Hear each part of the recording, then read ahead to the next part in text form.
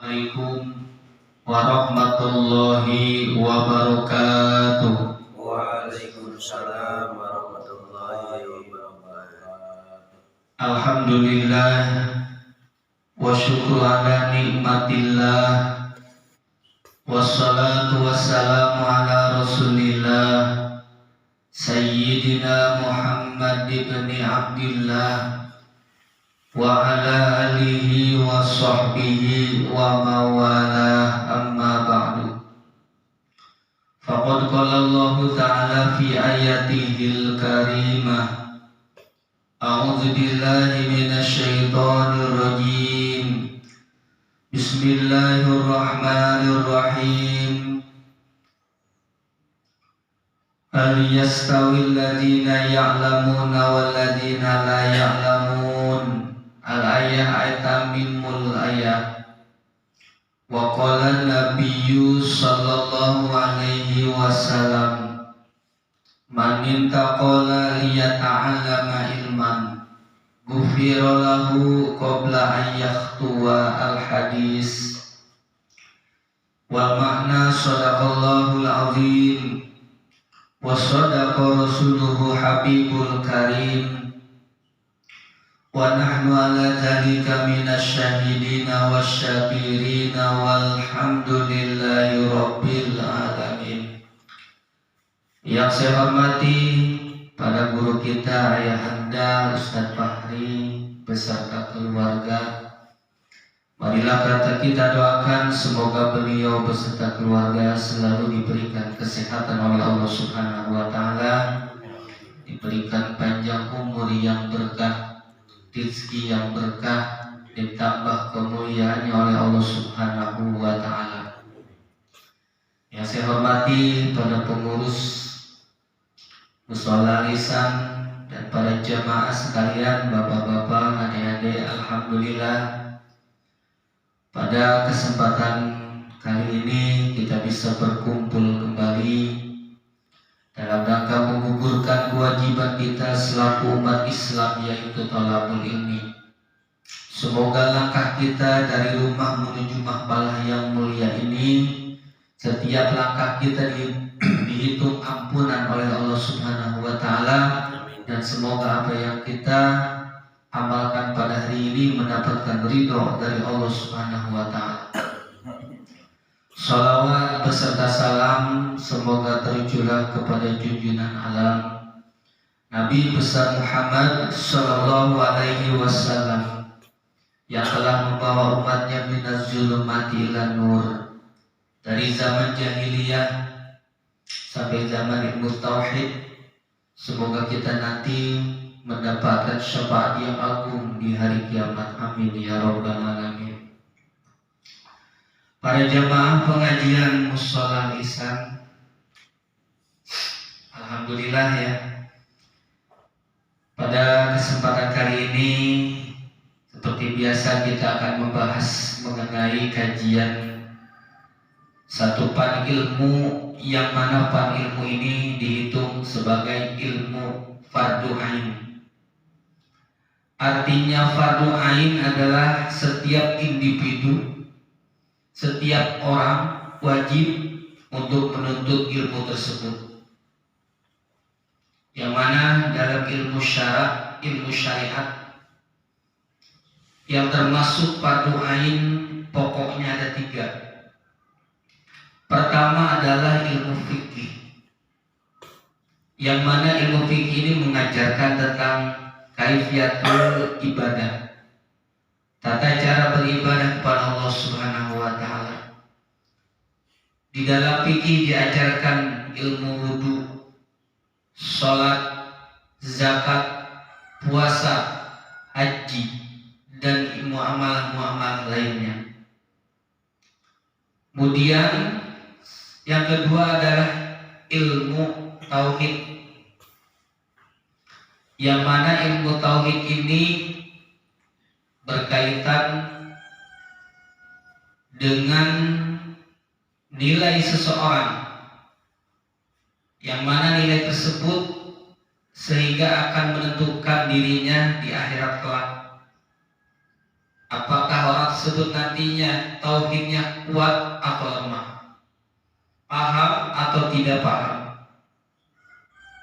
Yang ketiga adalah ilmu tasawuf, yang mana ilmu tasawuf ini adalah menghiasi dirinya, sehingga kalau seseorang sudah paham dengan ilmu fikih, maka harus dibarengi dengan ilmu tasawuf. Sebagaimana Rasulullah sudah bersabda, man tafaqaha bila tasawwafa faqad man tafaqaha bila tasawwafa faqad tafasaqa. Kalau seseorang paham tentang ilmu-ilmu agama, paham tentang ilmu fikih, sangat paham tentang ilmu bagaimana sholat, bagaimana wudhu, dan bagaimana ibadah-ibadah yang lain, namun tidak mendalami ilmu tasawuf, maka nantinya orang tersebut akan dinilai fasik. Paham ilmu agama namun tidak rapi pemakaian dirinya, bukan pemakaian ibadahnya rapi, namun perilakunya kurang baik. Kemudian kalau seseorang bertasawuf namun tidak berfikih, tidak mendalami ilmu syariatnya, langsung tasawuf saja, maka tazandaqa, maka orang tersebut dinilai menjadi kafir zindik. Artinya kafir zindik, orang tersebut dinilai sebagai ateis atau tidak percaya dengan agamanya Allah Subhanahu wa taala. Jadi perlu ketiga ilmu ini kita tanamkan pada diri kita, terutama pada anak-anak kita, terutama anak-anak kita yang sudah murahiq, mendekati balik, mendekati mukallaf. Jadi pendidikan pada anak sangat penting ditanamkan sejak dini. Sebagaimana Allah Subhanahu wa taala berfirman, A'udzubillahi minasyaitonir rajim. Wal yakhshal ladina law taraku min khalfihim dzurriyyatan di'afan khafu 'alaihim. Dan hendaklah takut orang-orang yang mana di belakangnya meninggalkan anak-anaknya, anak cucunya, di'afan khafu 'alaihim, hendaklah khawatir akan kekosongan dirinya. Kekosongan di sini adalah yang dimaksud pertama, kosong ilmu agama, kosong ilmu tauhid. Ini yang sangat dikhawatirkan. Sehingga sebagai orang tua, marilah kita sejak dini ajarkan kepada anak-anak kita, terutama ilmu tiga ini, ilmu pokok ini, fikih, tauhid, dan tasawuf. Sehingga kalau orang tua tidak mampu karena kesibukan akan dirinya, maka titipkanlah pada lembaga yang mampu, pada orang yang mampu untuk mengajarkan tiga kajian ilmu tersebut. Karena bagaimanapun nanti anak turunan kita akan dipertanyakan oleh Allah Subhanahu wa taala. Kadang-kadang yang mengajarkan anak kita ini kurang baik mengenai ilmu agamanya karena ketidakadilan kita. Pertama dari segi perhatian kita kepada anak. Kadang-kadang suka ada perbandingan antara sekolah dan ngaji. Ketika sekolah pagi anak dibangunkan, nah ayo sekolah berangkat. Jam 6 dibangunkan, atau sebelum subuh dibangunkan. Nah ayo siap sholat berangkat. Nanti sekolahnya terlambat, atau sekolahnya siang, ayo berangkat sekolah. Tapi ketika ngaji anak tertidur dibiarkan, kasihan alasannya. Ini tidak adil. Yang kedua, kadang kalau sekolah kita kasih ongkosnya dia lebih besar daripada untuk berangkat ngaji. Padahal anaknya sama mintanya, Pak minta sekian buat ngaji, tapi diberikannya lebih kecil daripada ketika sekolah. Ini tidak adil juga. ketika guru di pengajian menghimbau untuk ini untuk itu, kurang perhatiannya. Ini yang menjadi penilaian pada kita sendiri nantinya, lebih mementingkan ilmu yang lain dibandingkan dengan ilmu akhlak mengenai pengajiannya. Para jamaah sekalian, pada pertemuan kali ini kita akan membahas, mari kita sudah membahas mengenai sifat wajib bagi Allah. Insya Allah kedepannya kita akan membahas mengenai sifat wajib bagi Rasul. Sifat wajib bagi Rasul. Namun sebelum masuk kepada sifat wajib bagi Rasul, kita akan membahas mengenai kewajiban kita selaku umat Islam untuk menjaga keislamannya.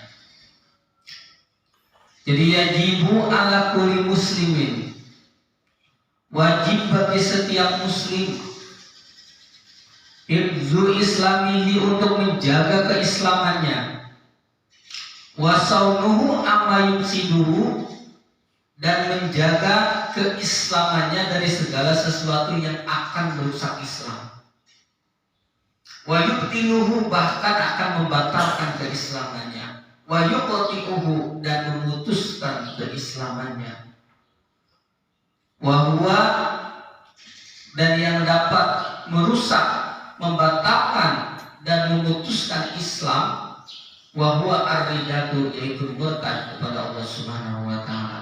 Na'udzubillahi min dzalik. Wa qad kasura fi hadzal zaman atasahulu fil kalam, dan banyak sekali pada zaman sekarang ini menganggap enteng, menganggap gampang, menganggap bukan apa-apa, atau menganggap ringan fil kalami, dalam perkara omongan. Hatta annahu yakhruju min ba'dihim al-fajur yukhrijuhum anil Islam, sehingga karena menganggapnya ringan, enteng apa yang dia ucapkan, menyebabkan dia keluar dari agama Islam. Banyak ini kaulnya ulama dulu ini.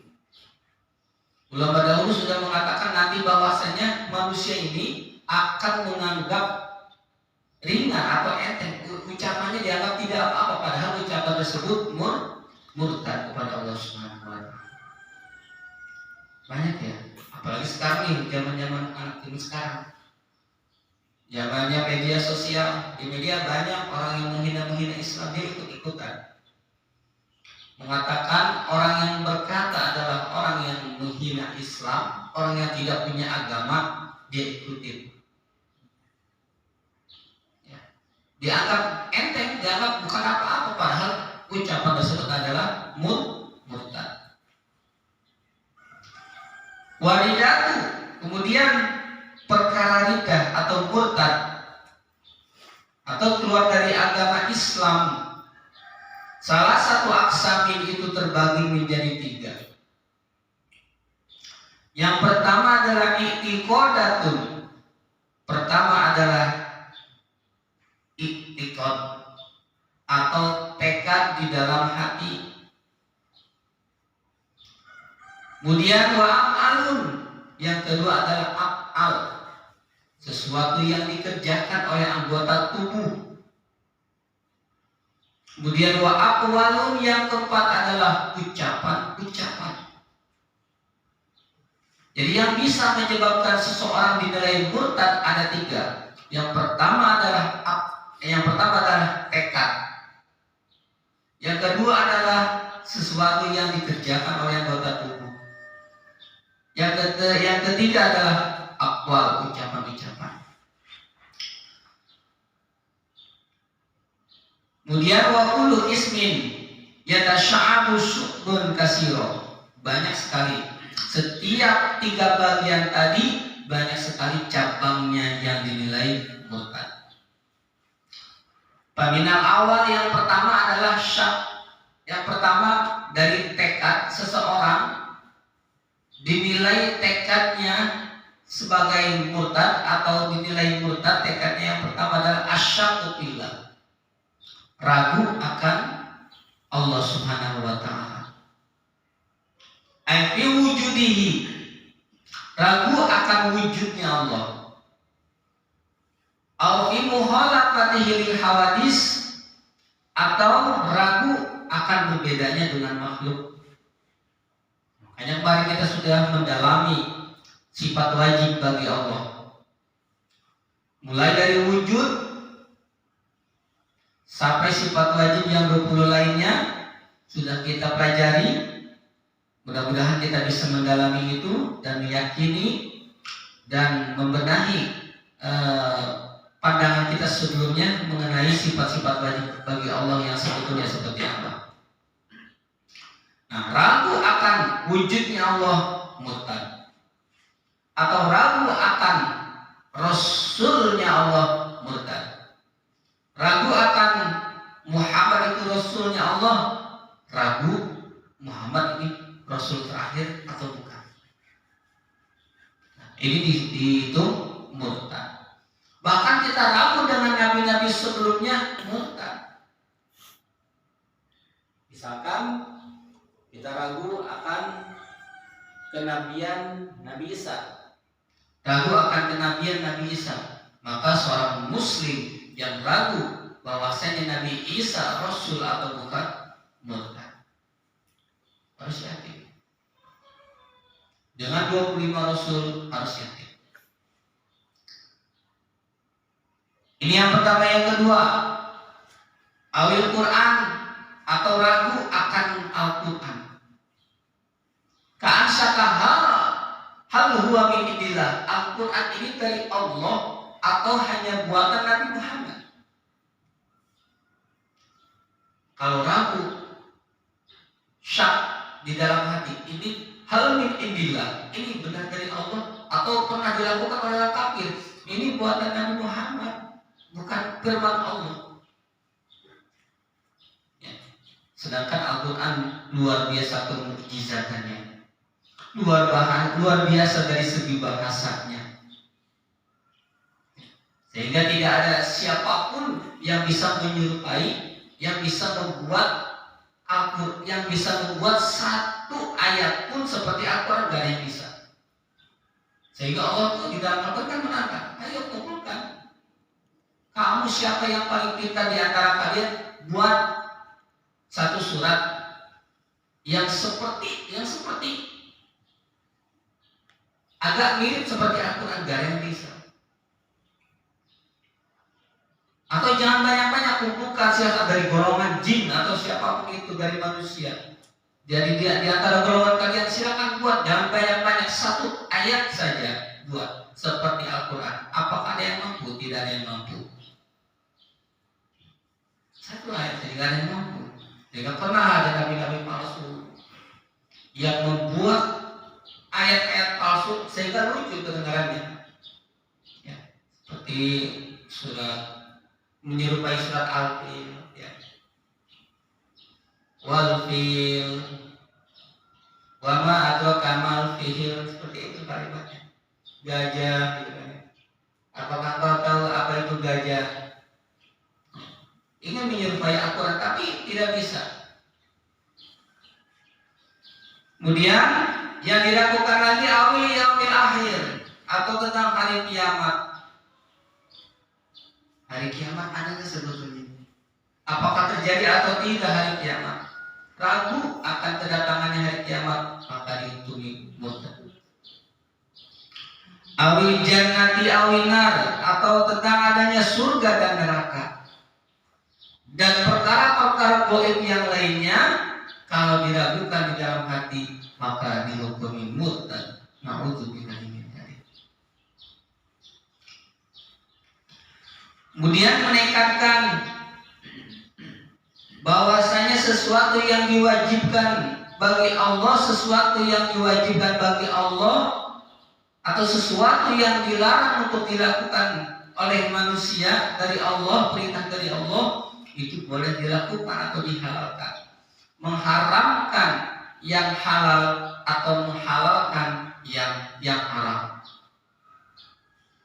Sholat wajib, meningkatkan tidak wajib, murtad. Puasa Ramadan wajib, menekatkan puasa Ramadan sunnah, murtad.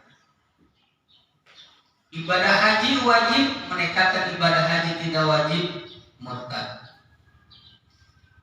Mencuri, zina, mabuk, haram, dihalalkan. Anggap apa halal sedikit ini, murtad. Walaupun sedikit. Kemudian di dalam hatinya azam al kufri fil mustaqbal. Dia mengazam dirinya, nanti saya tahun 2024 akan keluar dari agama Islam. Seketika itu keluar dari agama Islam, murtad. Enggak perlu nunggu tahun 2024. Kalau sudah niat saya akan keluar dari agama Islam nanti nih tahun 2024 aja lah, 1 tahun nanti. Di planning ada rencananya mau keluar dari Islam, gak perlu planning, silakan. Tapi seketika itu Allah sudah mencabut dirinya dari agama Islam. Ya. Ini adalah berkaitan dengan tekad. Wal qismu tsani, bagian yang kedua adalah af'al, sesuatu yang dikerjakan oleh tubuh. Kasujudi lisonamin, seperti sujud kepada berhala, sujud kepada patung, sujud kepada pohon, sujud kepada makhluk yang lainnya, sujud kepada matahari, sujud kepada bulan, sujud bahkan sujud pada manusia. Ini yang tidak boleh. Sujud kepada makhluk, siapapun itu makhluknya, kita sujud seperti sujudnya kita ketika sholat, itu dihukumi murtad. Ya. Tapi dikecualikan kasujudi asiri sonami bidar bilhamdi bihadrati kafirin khasyatan minhu para kufro. Ketika kita berperang, misalkan perang dengan orang-orang kafir, kemudian kita disuruh sujud, muslim, kamu sujud nih pada pohon, kamu sujud nih pada patung. Kita sujud. Kenapa? Karena kita takut nanti kalau saya tidak sujud, saya bisa dipenggal kepala saya. Pala kufro, maka tidak dihukumi kufur. Meskipun kepala kita sujud kepada makhluk, namun karena adanya ancaman, kalau saya tidak sujud, pasti saya akan dibunuh, maka itu boleh. Ya, tidak dihukumi murtad. Tapi kalau sengaja tidak ada ancaman apa-apa, tiba-tiba sujud pada makhluk, manusia seagung apapun, ini orang tua saya, nggak boleh disujudin. Ini guru saya, nggak boleh disujudin. Oh, ini malaikat, nggak boleh sujud pada malaikat, sujudlah kepada Allah.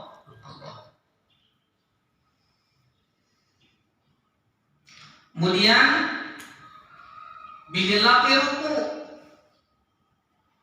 beda dengan ruku. Tetapi kalau rukunya itu mengagungkannya kepada makhluk seperti mengagungkannya Allah, tetap saja dihukumi murtad. Tapi kalau hanya kita menundukkan kepala sedikit untuk menghormati seseorang, bukan seperti mengagungkan Allah seperti dalam sholat kita ruku kepada Allah, itu kan mengagungkan Allah Tuhan sama hamba kita. Tapi kalau misalkan adat istiadat kita ketika ada jenazah lewat seorang yang mulia, kita menundukkan kepala sedikit, bukan berarti beda seperti tidak seperti mengagungkan Allah Subhanahu wa taala, itu diperbolehkan. Tapi kalau misalkan ada makhluk lewat, presiden lewat nih, dirukuin seperti ini, seperti rukunya kepada Allah, itu yang tidak boleh.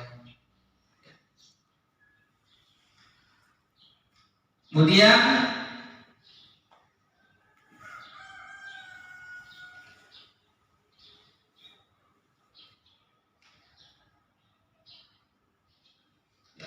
jadi kalau amma majar bil adatu min khaddi rasi, adapun ketika ada adat istiadat untuk menundukkan kepala, sedikit memilingkan pundaknya, ila hanin pada batas, ila aqali ruku sedikit seperti ruku palaku probi tidak dihukum itu.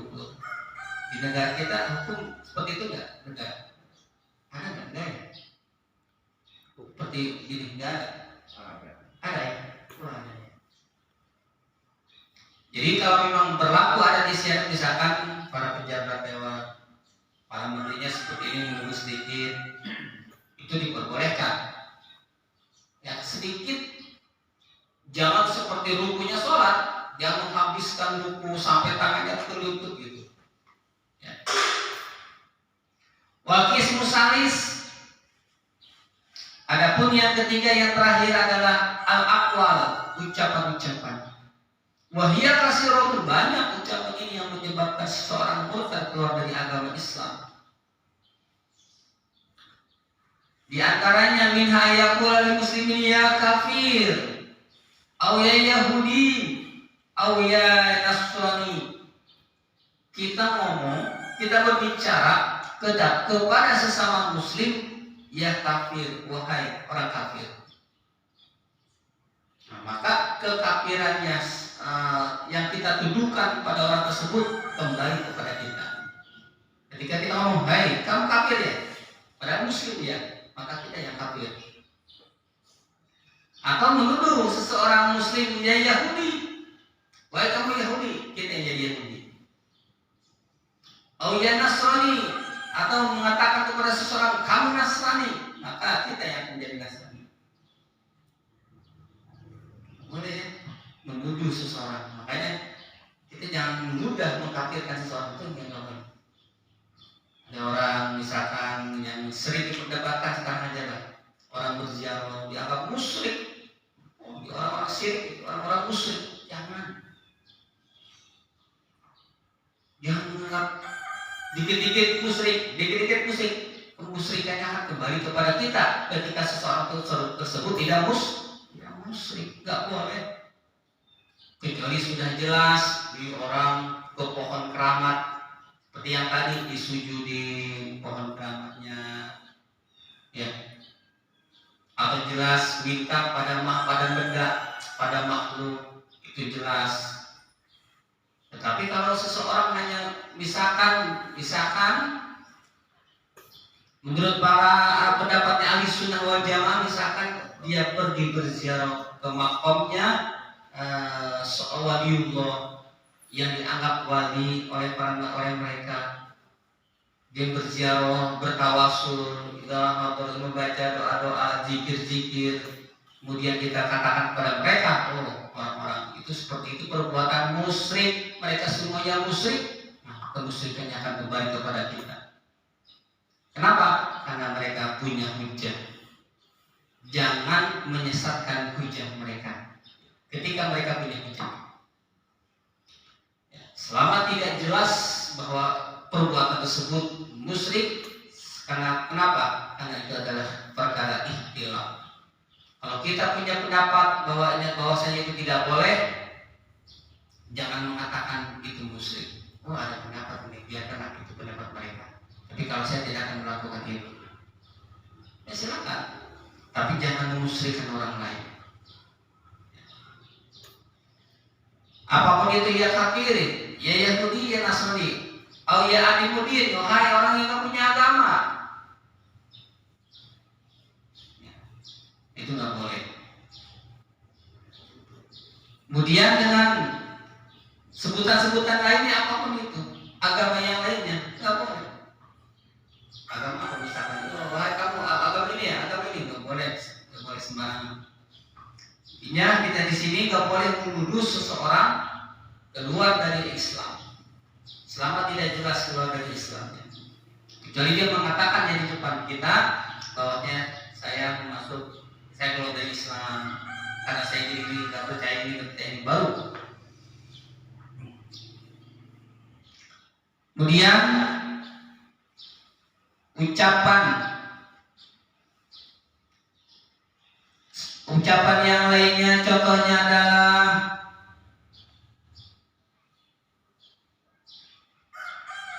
banyak sekali nih.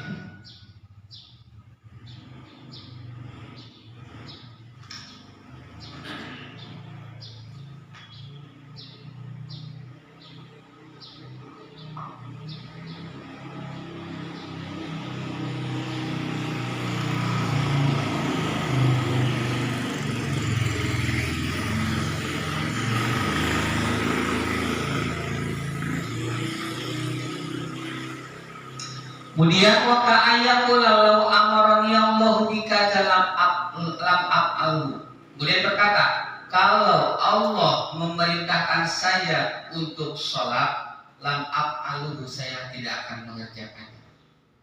Kalau seandainya Allah ini memerintahkan saya melakukan selain sholat apapun itu, seandainya ada perintah yang lain, saya nggak mau melakukannya. Buat apa? Itu menantang. Jangan menganggap enteng.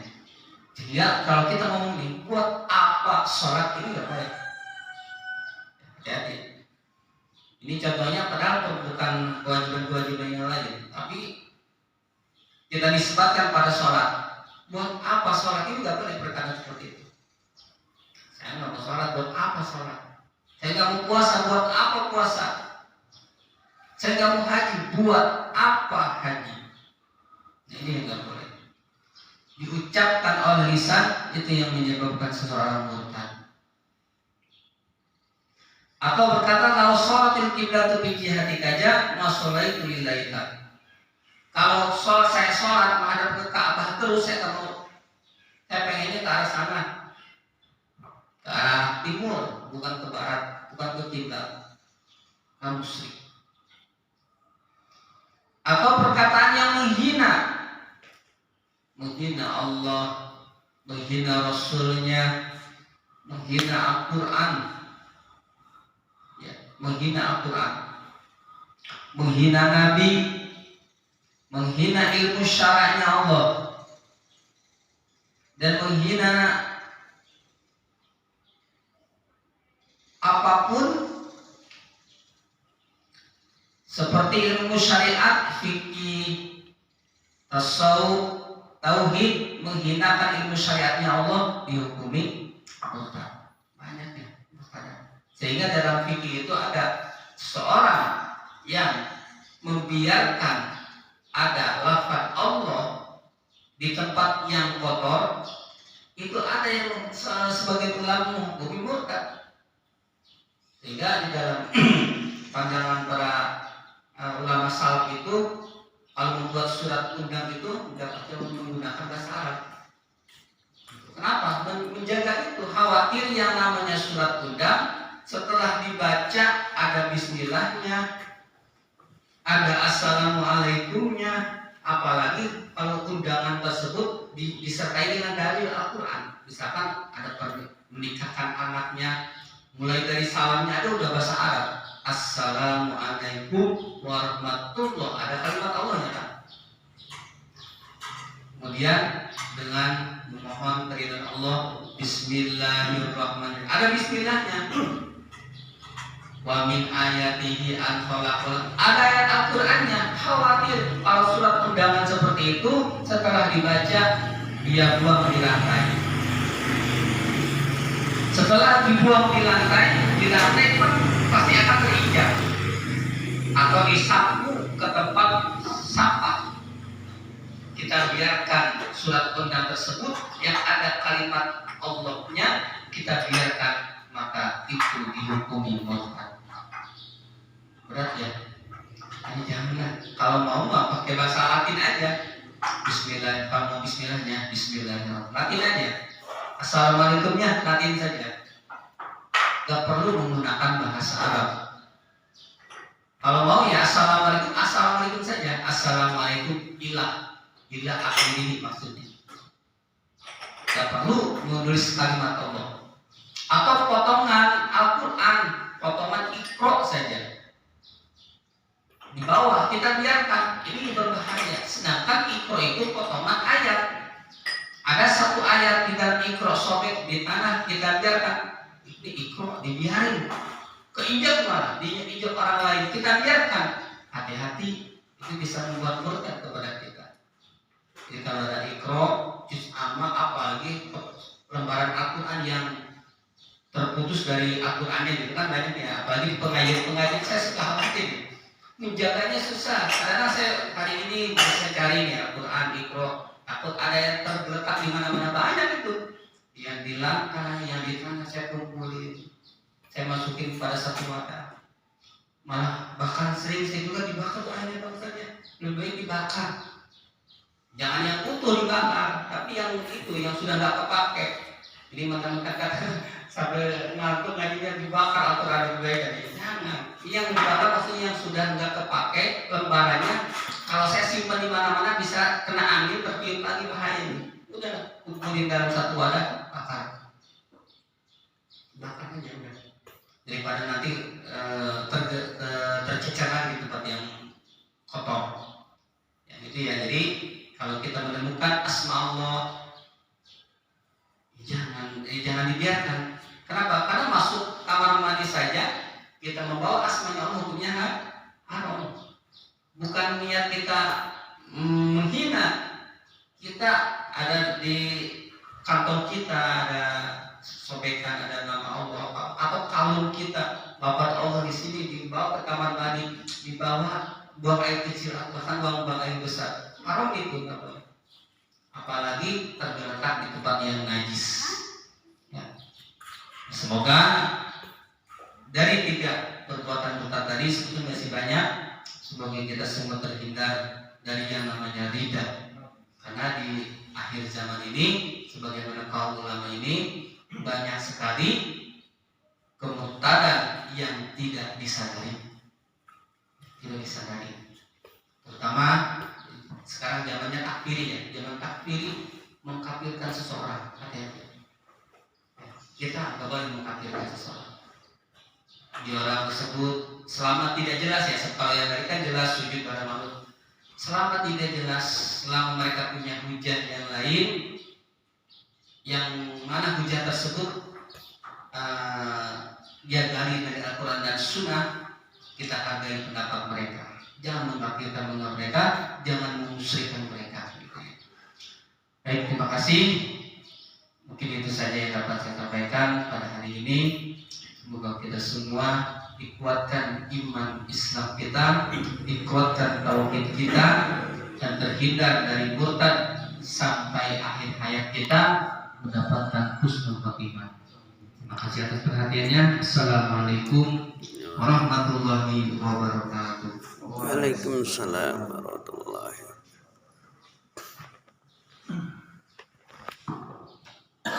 Alhamdulillah.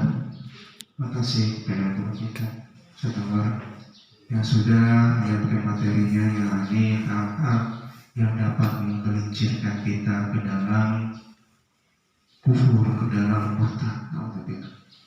Tadi sudah disampaikan setidaknya ada 3 hal yang perlu kita perhatikan, perlu kita hindari dari segala sesuatu yang menyebabkan kita menjadi murtad, yakni dari tekad kita, dari perbuatan dan juga dari perkataan. Memang banyak hal-hal yang tidak kita sadari itu menjurus kepada kemurtadan. Nah ini alhamdulillah tadi sudah disampaikan oleh guru kita. Semoga kita dapat menghindari hal-hal yang sedemikian. Mungkin kita anggap itu biasa, seakan-akan itu adalah hal yang lumrah, tapi itu naudzubillah menjurus kepada kemurtadan, ya, menjurus kepada kemurtadan. Seringkali kita bilang, pusing minum aja bodrek pasti sembuh, gitu ya. Minum Panadol pasti sembuh, gitu. Kita mempercayai yang menyembuhkan adalah pondok, yang menyembuhkan adalah obat tanpa ada perantara Allah. Nah itu alhamdulillah, yaitu termasuk dalam kategori musyrik, kategori menyekutukan Allah. Nah itu perlu kita waspadai. Ataupun hal-hal yang lain ketika kita menyadarkan segala sesuatu kepada selain Allah, nah itu pun menjurus kepada kemurtadan atau kemusyrikan. Semoga kita hindari dari hal demikian. Kita yakini bahwa seluruh hal yang terjadi di dunia ini, di diri kita dan juga di sekitar kita semuanya adalah merupakan takdir dari kuasa Allah Subhanahu wa Ta'ala. Sehingga kita pun disyariatkan untuk senantiasa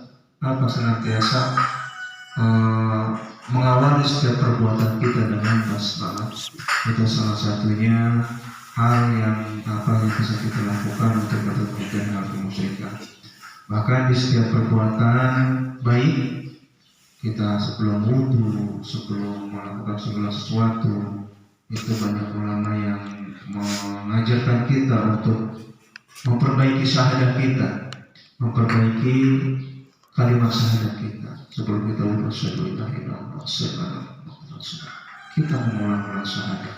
Bahkan di dalam seharian kita minimal berapa kali kita bersyahadat. Minimal kita setiap sholat sholat wajib 9 kali kita bersyahadat minimal. Semoga itu semua dapat memperbaiki keislaman kita, mempertebal keimanan kita, sehingga insya Allah kita terhindar jauh-jauh dari hal-hal yang dapat memusyrikan kita atau mengkufurkan atau memurtadkan kita. Amin. Amin ya rabbal alamin. Baiklah, sebelum memasuki waktu esok, beberapa saat lagi, sekian lagi 10 menit, apabila ada yang ingin ditanyakan atau disampaikan terkait materi ataupun di luar, kami persilakan. Ya, sudah. Assalamualaikum warahmatullahi wabarakatuh. Tentang menjaga ucapan tadi ya, itu ucapan itu berlaku sesama muslim atau non muslim. Kan kadang-kadang kita kalau itu ucapannya kadang berdasar Yahudi gitu kan, itu sebetulnya itu memang non muslim gitu. Nah, itu apa berlaku untuk diri kita, berbalik apa kalau sesama muslim kan begitu. Nah, tolong penjelasannya, kalau sesama muslim kan nanti berbalik ke diri kita ucapan itu. Maksudnya.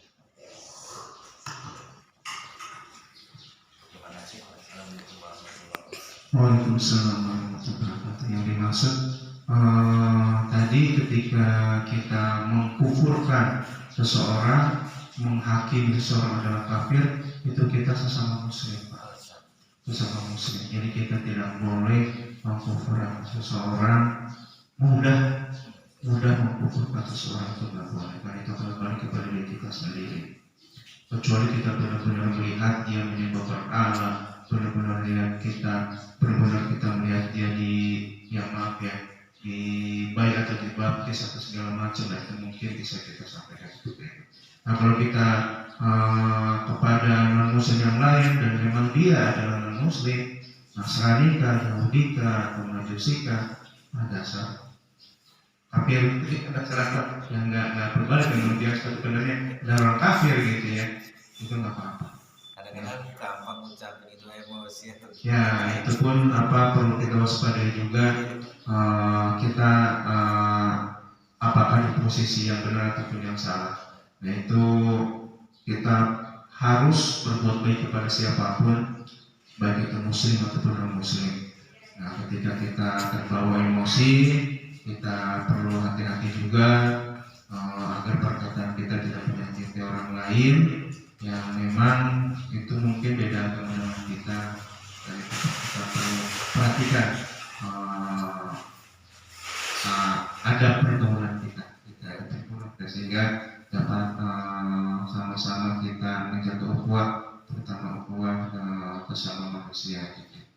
Cuma itu di luar dari kategori tadi, di luar dari kategori yang mengkufurkan seseorang sesama muslim sehingga kita berbalik menjadi kafir gitu ya. Nah, seperti itu. Mungkin itu saja. Mungkin dicontohkan di surat Al-Kafirun gitu ya. Kalau kita sini yang nggak boleh itu di muslimin kepada orang Islam, namun kalau kita berkata sesuai dengan porsi agamanya itu tidak masalah. Namun dalam Islam itu kan selain Islam agamanya apapun kan dinamakan kafir. Cuma sekarang yang dipermasalahkan kan kita menyebut kafir itu nggak boleh. Muslim. Sedangkan kafir itu adalah bahasa agama, pengaruh film. Ya, bahasa agama gitu ya. Jadi kita kalau kita mengatakan dia itu kafir, ya boleh. Kenapa? Karena di dalam surat Al-Kafirun sudah dicontohkan. Kul, katakan wahai Muhammad, ya ayyuhal kafirun. Ini kan akidahnya Islam. Siapapun mereka yang baik nggak punya agama atau agamanya apapun selain Islam, tadi orang kafir. Bahasa Arab itu makan kafar. Permasalahannya sekarang di Indonesia baru sekarang nih dipermasalahkan orang yang selain agama Islam jangan disebut kafir. Itu. Sedangkan ini adalah berkaitan dengan tauhid.